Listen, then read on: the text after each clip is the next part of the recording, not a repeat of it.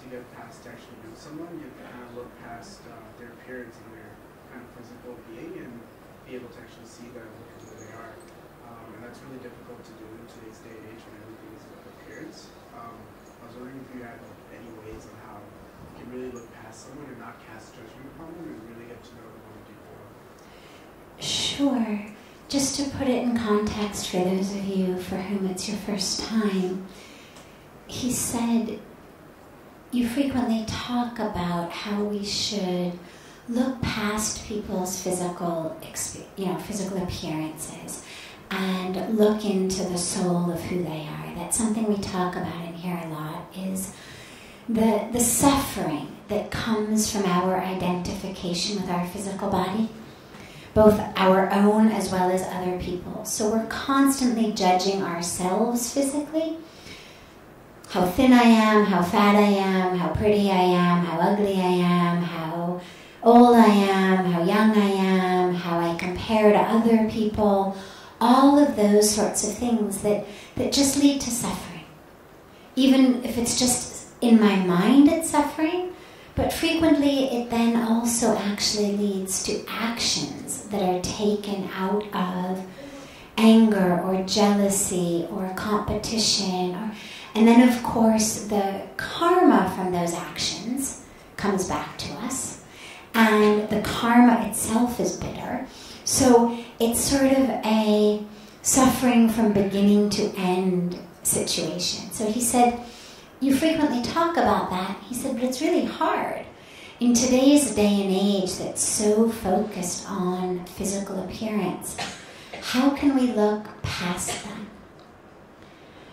Well, first of all, it's not so much that we ignore the physical appearance.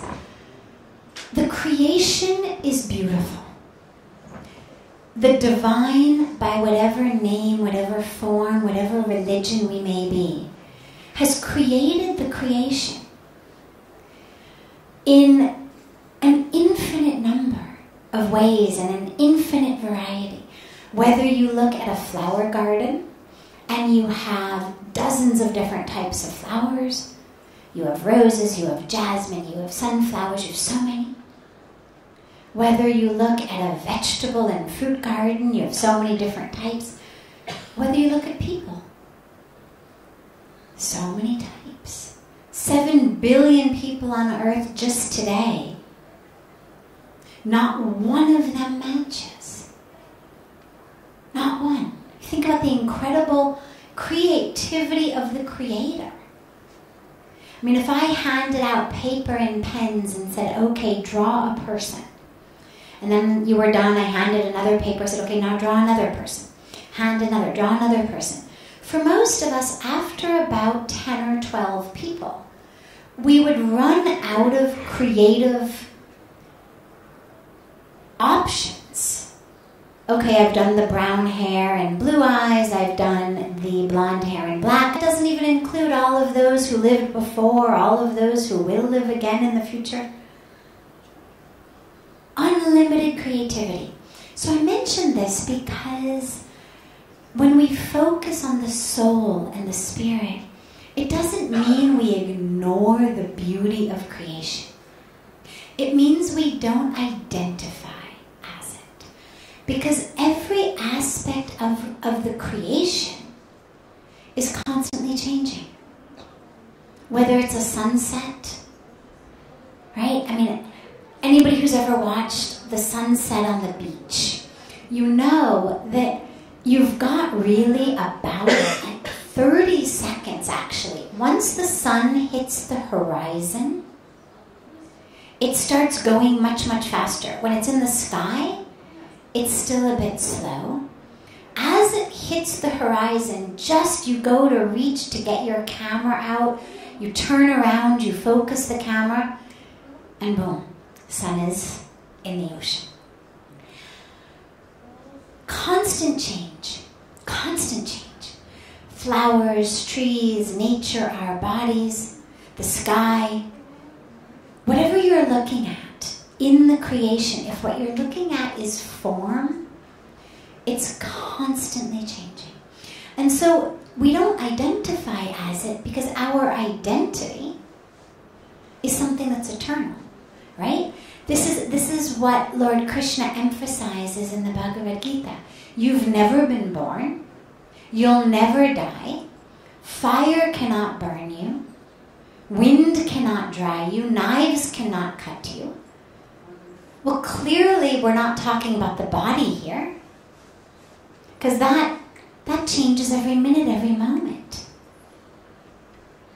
And a tree, a sunset, our own body, somebody else's body, but we just don't identify as that form.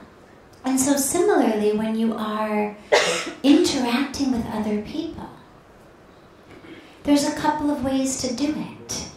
One way to do it is you look and your eyes kind of go up and down of the person and you look at them and you take in the full picture like you would a painting.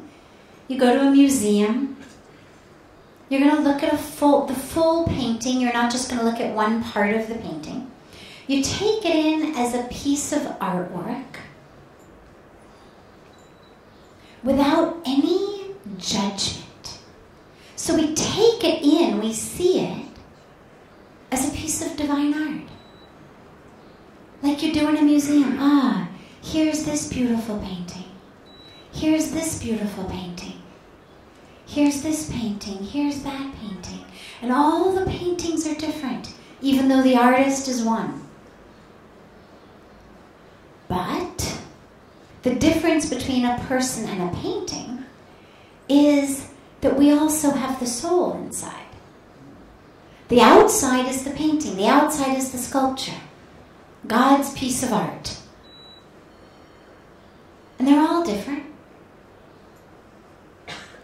Yeah, some are going to be tall, some will be short, some will be wider this way, some will be less wide that way, some will, you've got the whole spectrum of shades. Not the entire palette, nobody has purple skin, but otherwise we've got the whole spectrum from pitch black to pale white, all different shades of colors, of skin, of hair, of eyes. As a painting, we appreciate it. Wow, yet another act of the divine creator. And of course, we all have certain art that appeals more to us. Not that it's wrong or right, but you may go to a museum and say, oh God, I love those paintings. They speak to me much more than these paintings. Again, nothing wrong with that. There's nothing wrong with saying, I prefer if my body looks like this. I like my paintings in that way. But it's not me. I'm not identifying as that piece of artwork. Whether I think it needs a few more brush strokes or a few less brush strokes or a few, brush strokes in different places. Nonetheless, it's not me. It's just the painting. The me is the soul. The me is that which brings life to the painting. And so when you're interacting with someone, sure, notice the painting, appreciate the painting. Whether it's your absolute favorite type of painting or not is irrelevant. Nonetheless, appreciate it as the creativity of the divine artist. And then once you've done that, look in the eyes to connect with the being who's bringing that painting to life. If you're there talking to somebody and you're trying, don't look at the body, don't look at the body, don't look at the body, it's impossible and frustrating. And it becomes the equivalent of if I say, okay, close your eyes, we're going to meditate, but whatever you do, don't think about elephants. So if we did that, chances are what we'd find is everybody was thinking about, even if 30 seconds before I had said close your eyes and meditate, nobody would have thought of an elephant. But simply by my saying don't think of elephants, suddenly now all my meditation is elephants. Either their physical presence And then my frustration that I can't get them away.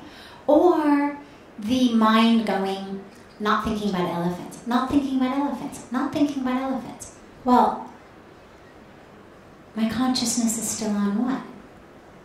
Elephants. So if you tell yourself, I'm not going to notice the body. When somebody's right in front of you, you can't not notice the body. It is a property of the eyes. The eyes move, the eyes scan, that's what eyes do. Close, far, zoom in, zoom out. It's how our eyes work. And so if you say to your eyes, not going to notice the body, you're going to have the elephant experience. And that's why you're going to be frustrated. So don't tell yourself, don't notice quickly. Just make sure that you're not identifying the person as the body. So you can even give yourself a specific practice. First painting, then soul. So give yourself the permission, yeah, notice. Wow, okay, great. And later on, if you realize you missed something, you can look again. But when you are connecting with the person, you're not connecting with a brush stroke or 10 brush strokes. You're connecting with the being inside.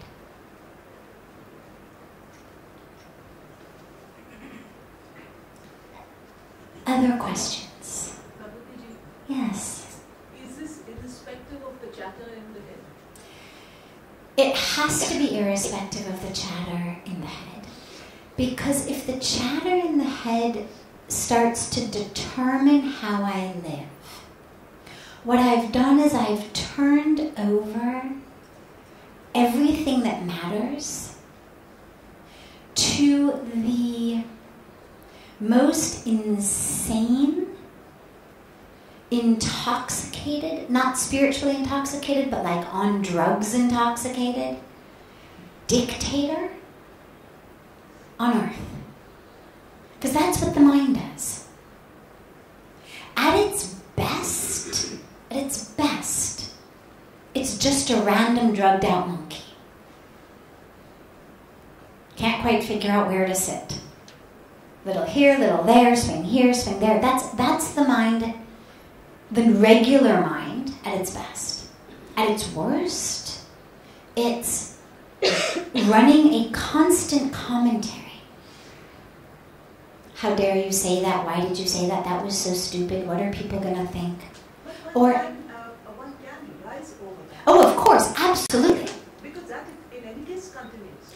The chatter of the mind, and this is where we're coming to. The whole point is to rise beyond that. But if I say the chatter in my mind is going to determine my practice. So for example, I'm not going to practice this because I have chatter in my mind. Or I can't do my japa because I have chatter in my mind. What I'm doing is literally handing over the keys to my spiritual life, everything that matters, to this crazed, drugged out dictator monkey in my brain. Through our spiritual practice, and by the way, what I was saying is, in addition to the monkey, we also have this commentary that runs that's not nearly as random, not nearly as frenetic, that's much more insidiously calculated. And it's the voice that says, you're stupid, you're never going to get this, you're worthless. Or the opposite end of the spectrum, you're so smart and great, these other people are stupid. Either way, it's the same game, it's the ego on both ends of the spectrum. Through our spiritual practice, the chatter in the mind stills. As the chatter in the mind stills, we become much more able to do all of our spiritual practice. Whether it's closed eyes meditation, open eye meditation, practicing chanting our mantra, practicing seeing people. When there's some semblance of ability for me to work with my mind, if I'm going to let the chatter in my mind run rampant, I'm not going to be able to do anything. So all of my spiritual practice that is about stilling the mind runs simultaneous to, it's not one or the other, because you also don't want to say, once I've stilled my mind as a prerequisite, then I will do these things. Because that'll also never happen.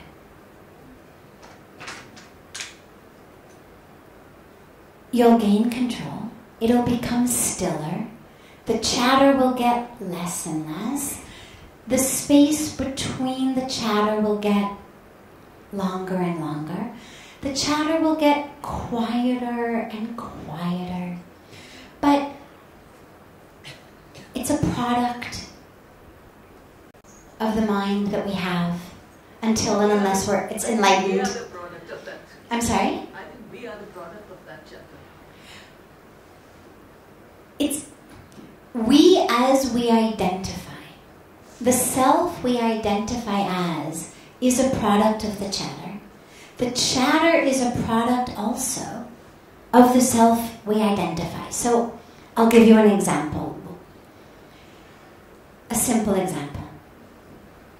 You grow up, you've got an older sister. And I'm hypothetical situation. You grow up, you've got an older sister. She's brilliant. She's beautiful. She's brilliant. Okay? You're 2 years, 3 years, 4 years younger than she is, let's say.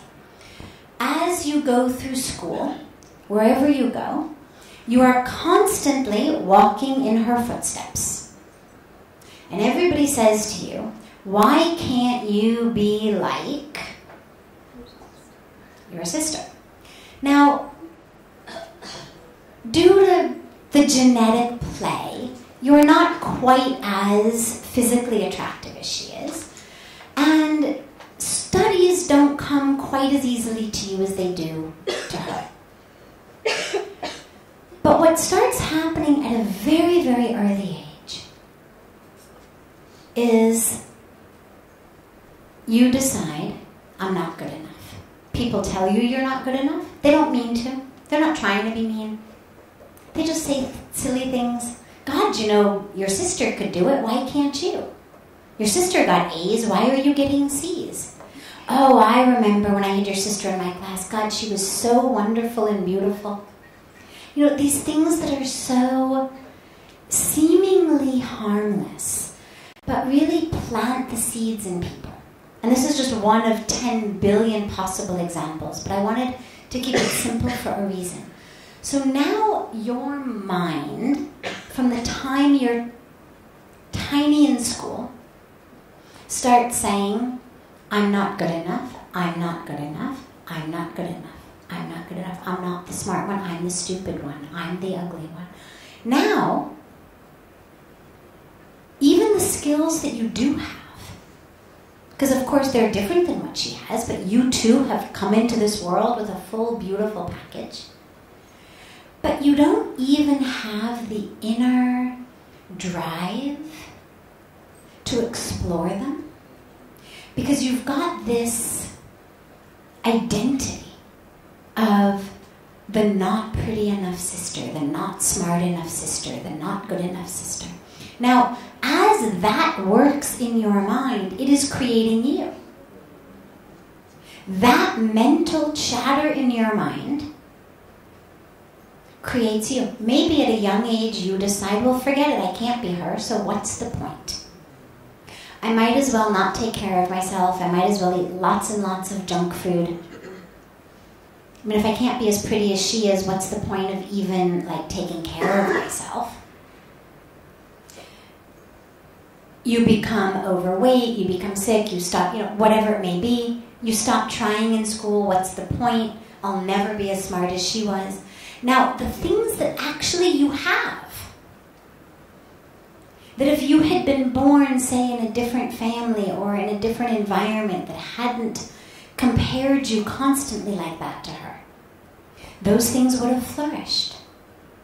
But in this particular situation, instead, the chatter of the mind created your reality now, which is someone who has made herself even less physically attractive, someone who has not even tried in school, someone who has given up, who gave up when she was a young child. So it works both ways. The situation we are in leads to the chatter. I'm the younger sister, I had this older sister, she was smart and beautiful. That was my external situation. That gave birth to the chatter in my mind, based on the feedback I got from parents and teachers and everyone. That feedback became the voice in my own head. That voice in my own head created my identity. So it's a circle, it works both ways. Can I now ask that question from your book? Of course. While we are on this chapter. Sure. Bhagawati, I was reading that the book, and you were spoken about intuition. But intuition. Yes. Okay. Now when you meditate more and more, intuition becomes very strong. Yes, it does. Now, how do I clearly differentiate between that voice that's going on there Okay, great. and that intuition? Wonderful. So, we all have within us what Puja Swamiji calls our inner GPS, right? The cars have a GPS, or you've got your, Google Maps on the phone, the GPS. You want to know the direction, where to go, plug in your destination, and it'll tell you, turn right, turn left. So we all have that inner GPS. You can call it a divine voice. You can call it the higher self. You can call it intuition.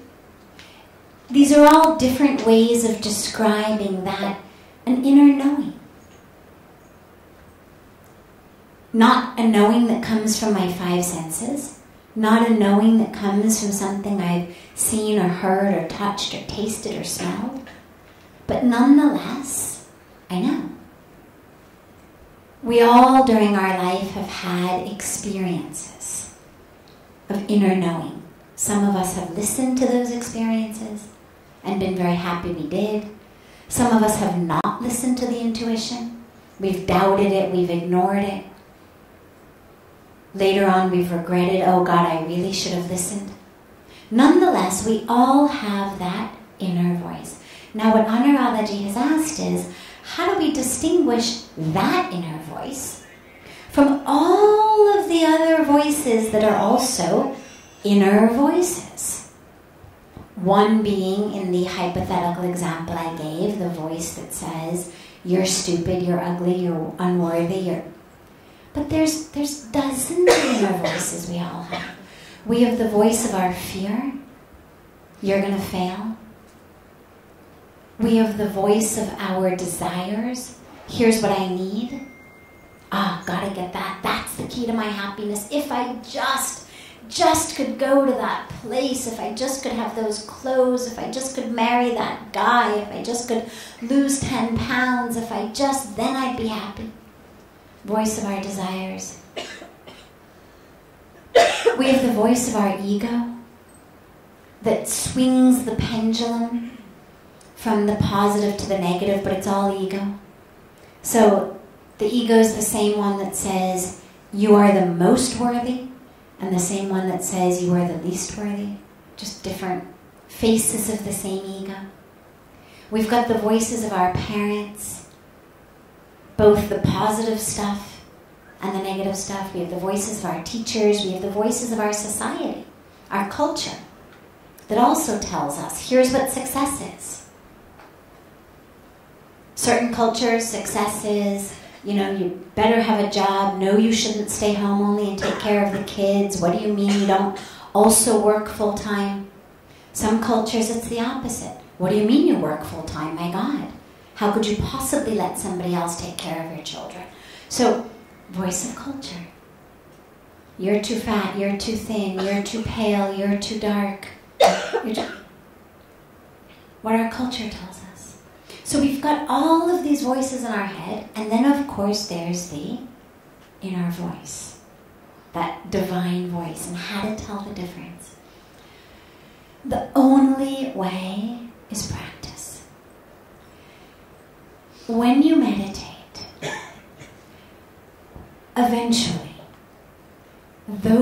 other voices become very still. Through the meditation, through the chanting of the mantra, through all of our meditative practices, that nonsense slowly becomes quiet. The inner voice, as you meditate, becomes actually louder. A gentle louder. It's not a shouter, it's not a screamer, it's not a beater. But it becomes more obvious. Such that we recognize it. The dilemma becomes when we try in moments of crisis or moments where we have to make a decision, where I don't know my inner voice, I'm not a meditator, and suddenly now there's 100 voices in my head. It's very, very difficult at that moment to distill. And this is why having a spiritual practice is so important. You know, if you think about, say there's a nursery of 50 babies inside. Mothers are gathered outside talking to each other. Suddenly, from inside the nursery, one baby cries. Now, to an onlooker, every baby's cry sounds exactly the same. But a baby starts crying inside, and one of the women, only one, there's dozens of women standing outside, one of them says, "That's my kid," and rushes inside to pick up her baby. Now, to an outsider, there is absolutely no way to distinguish this cry from that cry. And there are infants inside. I'm not talking about young kids talking voices. Infants crying, screeching. How does that mother know? Because she's so connected to that child. She has held that child on her breast for so long. That child lived in her body for so long. That child is her. So the voice of that child... Bhagawati, that would be the intelligence of the body. I don't think so. Because it happens with adopted mothers as well. It's not actually only a birth.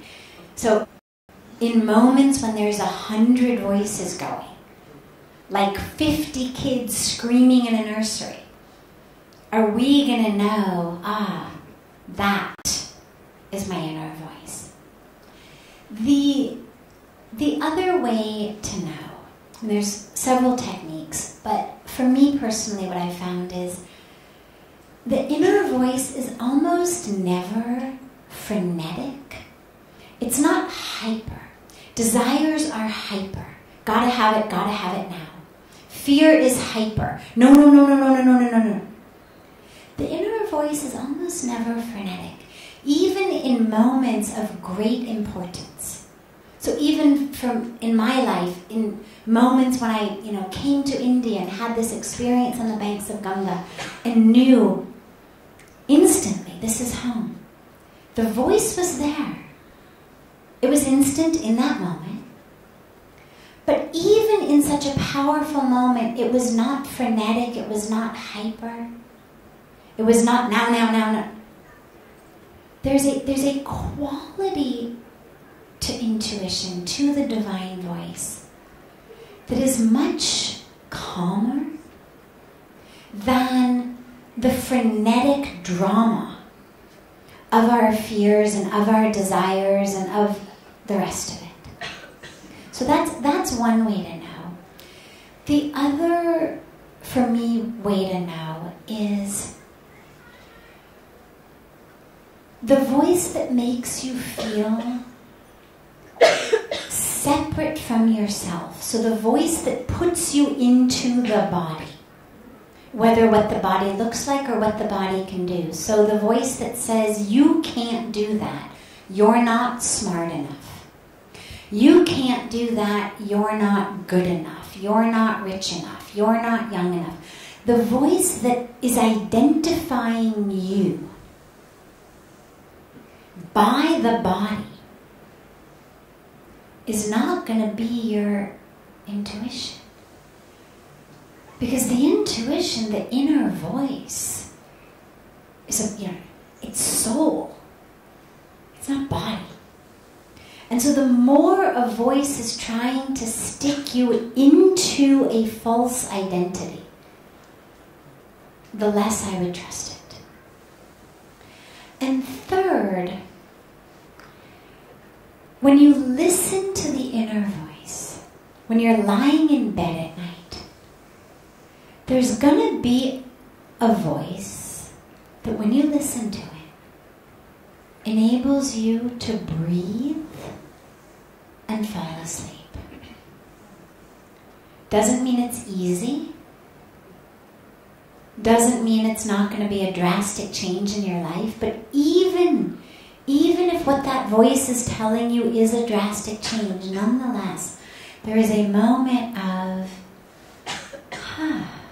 yeah. And you breathe, and sleep is able to come.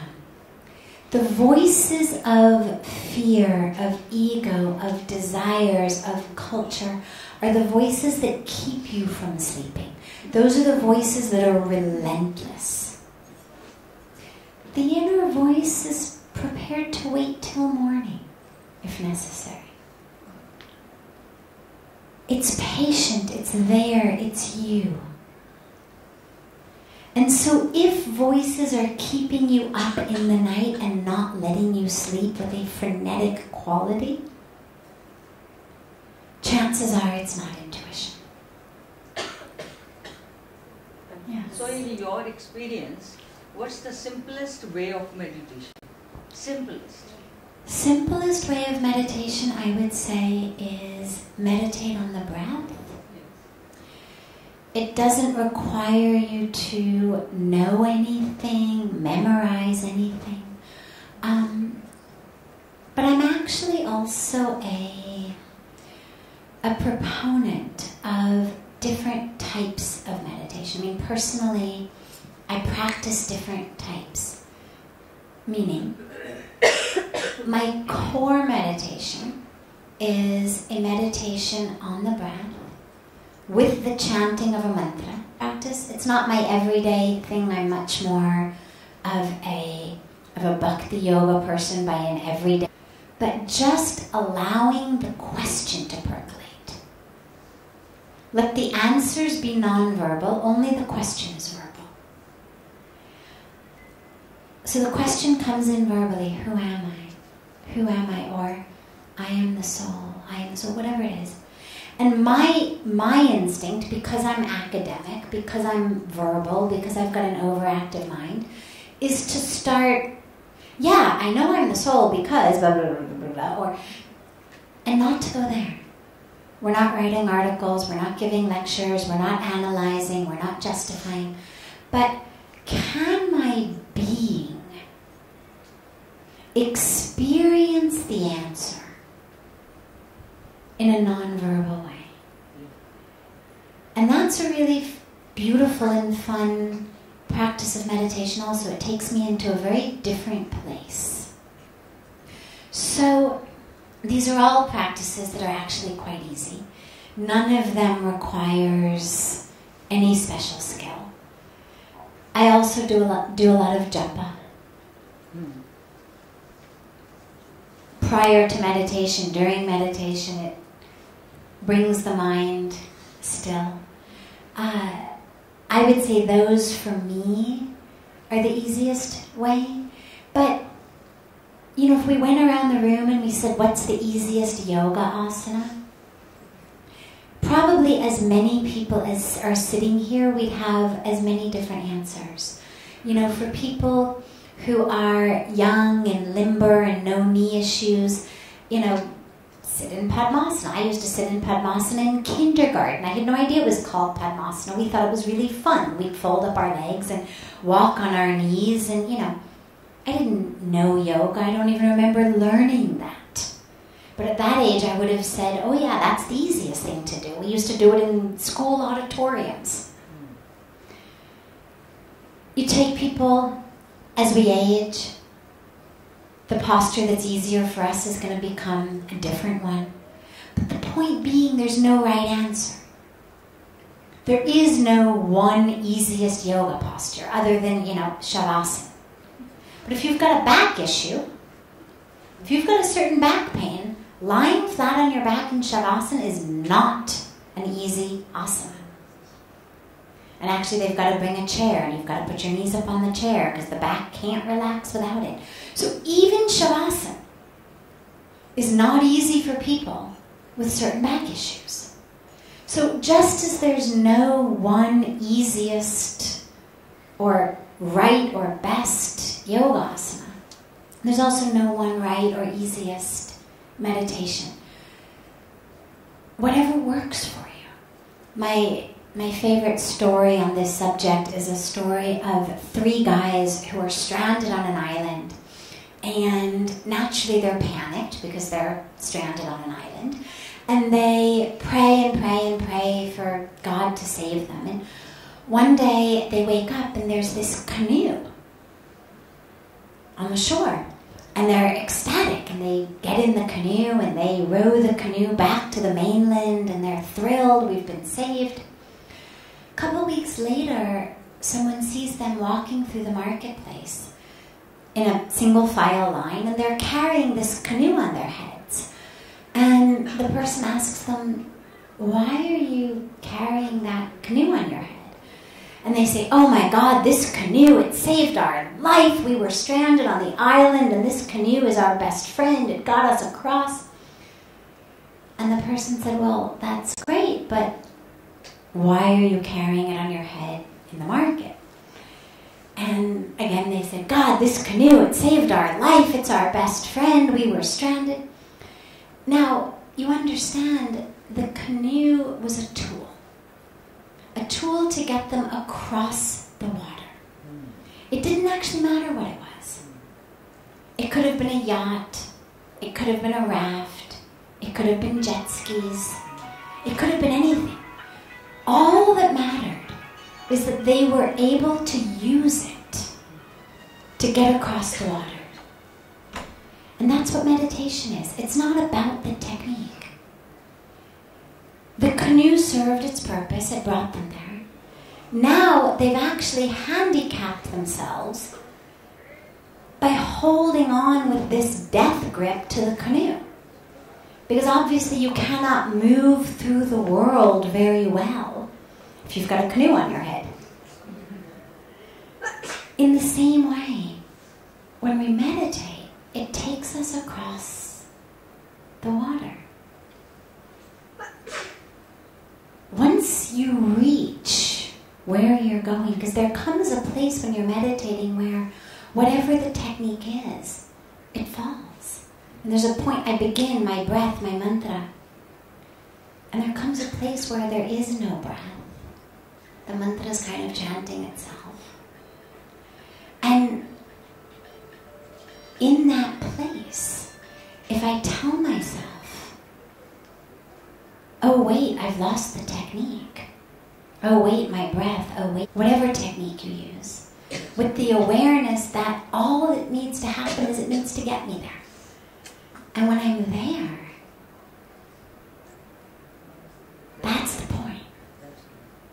Can I ask one question, please? Yeah, we'll take 2 quick ones and then end. Yes, no problem. This question is Sure. on behalf of my friend. He really wants to know what is the purpose of life, and is it the same for all of us, the 7 billion people, and how do you get to the purpose of your life? Is it unique, or is it coming for one and all?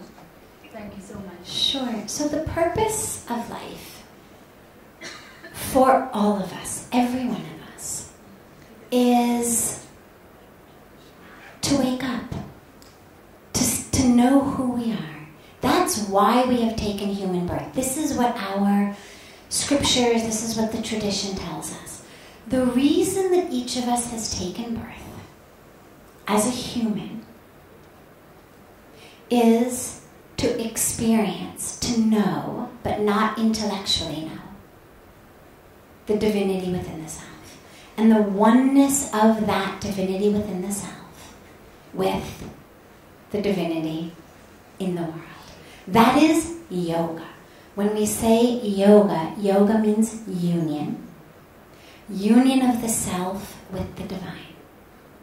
When we talk about enlightenment or self-realization or God-realization or whatever term we like to use, moksha, right? Most of us think of moksha as something after death, but it's not. It's here. And it's freedom from the identification with this body into the identification of myself as the divine. That is the purpose. There is no one who has been born for any other purpose. That being said, along with our highest purpose, we also all have individual duties. We have individual dharmas. And so, for example, as we were speaking about last week, I think it was, to most of us, in most spheres, violence is bad, killing is bad. On pretty much any level, you'd say killing is wrong, war is wrong, violence is wrong, right? Well, here we have Arjuna, whose dharma, whose duty is to fight this war. And Lord Krishna, who explains to him, no, you're not going to get off quite so easily.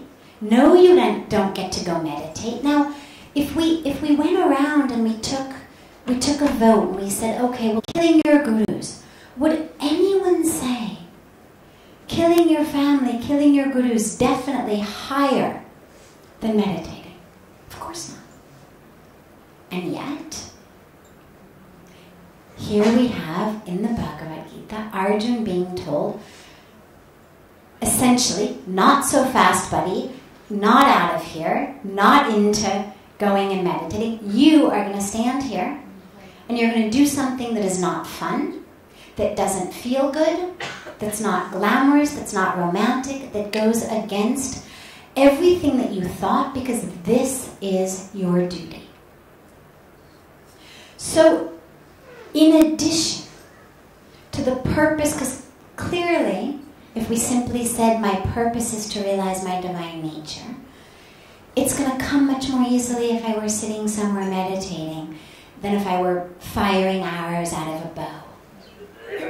But along with that, we all have duties. We have our dharma.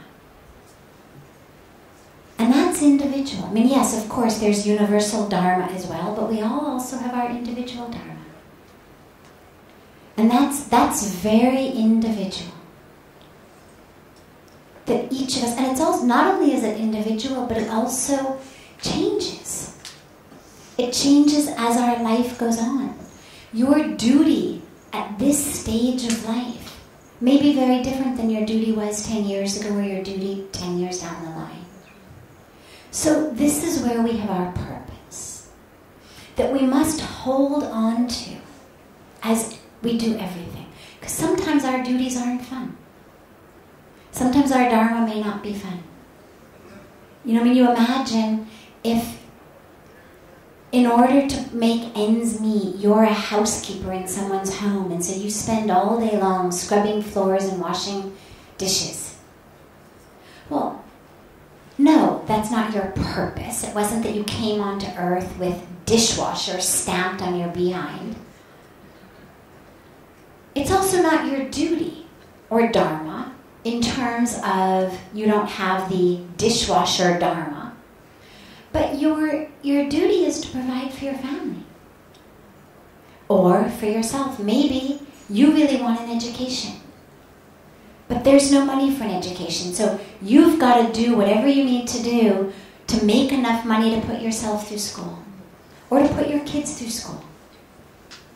So we do all of these things with the awareness, ultimately, of our higher purpose. So I'm washing dishes, maybe I'm hating it, maybe I'm frustrated, maybe I'm, wishing that I were someone who had been born with a silver spoon in my mouth. But if I can, instead of allowing my mind to go there, because that's identifying as the dishwasher. The only staff stamp any of us comes into this world with is divine. Soul, divine.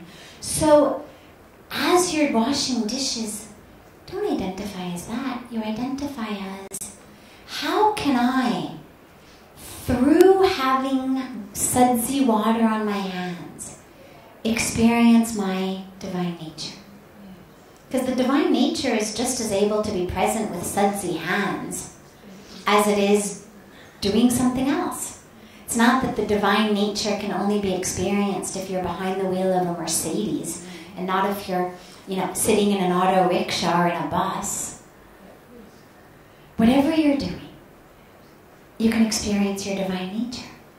And so as we are fulfilling our duties, which aren't always fun, aren't always easy, aren't always glamorous, aren't always romantic, aren't always what our first choice would be if given a choice. If we can realize, how can I experience my divine nature? How can I get closer to God? Then we're fulfilling our duty as well as our purpose. Win-win situation. Exactly. Thank you so much. Sure. Are you here tomorrow? Yes, ma'am. You are, yes, okay. Are you here tomorrow as well? You are not here tomorrow, okay. So we'll end quickly with your question then. Yeah, Yes. I just want to ask one thing. When you meditate continuously, you know that you have different potentials. You know what can you do very best in your own way. So, but the implementation of that potential that you know that you can do, but the access or working on that particular potential is very difficult in this world. Yes. So that gives you dissatisfaction.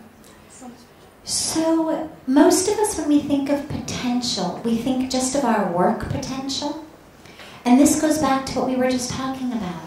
If you're only focused on working on my work potential, then yeah, you are going to be frustrated because not everybody's going to recognize it. You're not always going to have those opportunities, or those opportunities might not be lucrative.